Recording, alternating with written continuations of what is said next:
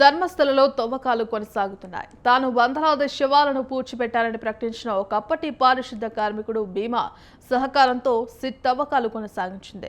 మొదట 13 ప్రాంతాల్లో, అనంతరం ఒక కొత్త ప్రదేశంతో పాటు మరో 3 ప్రాంతాలను ఆ వ్యక్తి చూపించాడు. వాటిలో మొదటి 12 ప్రాంతాల్లో తవ్వకాలు పూర్తి చేయగా 6వ ప్రాంతంలో మాత్రమే ఎముకలు లభించాయి.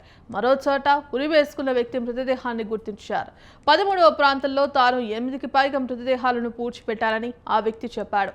ఆ ప్రాంతాన్ని కాదని గురువారం కొత్తగా గుర్తించిన ప్రాంతంలో తవ్వకాలు చేపట్టినా ఏమీ లభించలేదు.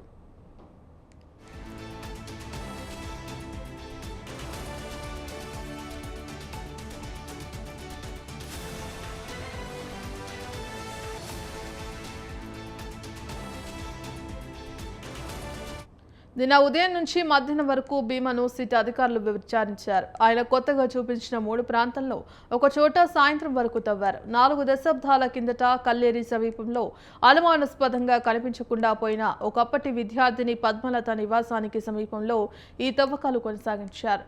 సాయంత్రం వరకు తవ్వకాల్లో అక్కడ ఏమీ అనుమానాస్పద వస్తువులు, ఎముకలు, అవశేషాలు లభించలేదు.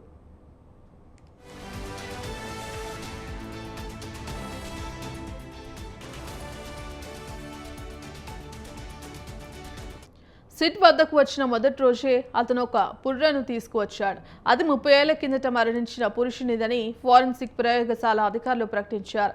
తాను మరో 30 ప్రాంతాలను చూపిస్తానని, అక్కడ తవ్వకాలు చేయాలని కోరాడు. తవ్వకాలు తమకు దొరికిన ఎముకలు, ఇతర అవశేషాలకు సంబంధించి సిట్ అధికారులు వివరాలు బయటకు రాకుండా గోప్యంగా ఉంచారు.